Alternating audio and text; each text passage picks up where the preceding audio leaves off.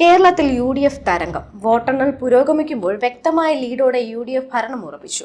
തുടർച്ചയായ 10 വർഷത്തെ ഇടതുഭരണത്തിന് അന്ത്യം കുറിച്ചുകൊണ്ടാണ് UDF അധികാരത്തിലേക്ക് വന്നത്. തിരഞ്ഞെടുപ്പ് പ്രഖ്യാപന സമയത്ത് തന്നെ UDF മുന്നോട്ട് വെച്ച 100 സീറ്റുകൾ എന്ന ഹിമാലയൻ ലക്ഷ്യം കീഴടക്കിയാണ് UDF വിസ്മയമായത്. മുഖ്യമന്ത്രി കസേരയ്ക്കായി തമ്മിലടി എന്ന ആരോപണം ഉയർന്നപ്പോഴും തെരഞ്ഞെടുപ്പിൽ തോൽക്കാൻ ഒരവസരവും നൽകാതെ സുസംഘടിതമായിരുന്നു ഇത്തവണ തെരഞ്ഞെടുപ്പിൽ UDFന്റെ പ്രചാരണം.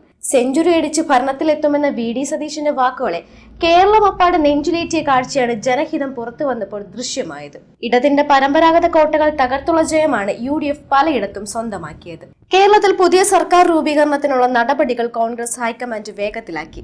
മുഖ്യമന്ത്രിയെ തീരുമാനിക്കുന്നതിനായി AICC നേതാക്കൾ ഇന്ന് കൂടിയാലോചനകൾ നടത്തും. വിഷയത്തിൽ ഓരോ MLAയുടെയും MP-മാരുടെയും അടക്കം പ്രധാന ജനപ്രതിനിധികളുടെ നിലപാട് തേടുന്നതിനായി പ്രത്യേക നിരീക്ഷകരെ ഇന്ന് തന്നെ നിയോഗിച്ചേക്കുമെന്നാണ് വിവരം. ഒരാഴ്ചയ്ക്കുള്ളിൽ മുഖ്യമന്ത്രിയുടെ കാര്യത്തിൽ അന്തിമ തീരുമാനമെടുക്കാനാണ് പാർട്ടി ശ്രമിക്കുന്നത്.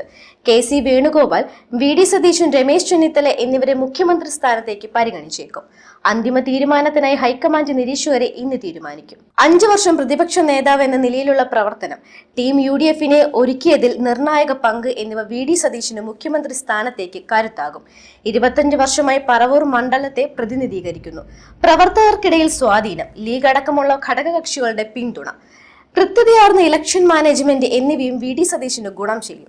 ദേശീയ തലത്തിലെ പ്രവർത്തന മികവും ഹൈക്കമാൻഡിലുള്ള സ്വാധീനവുമാണ് KC വേണുഗോപാലിന്റെ കരുത്ത്.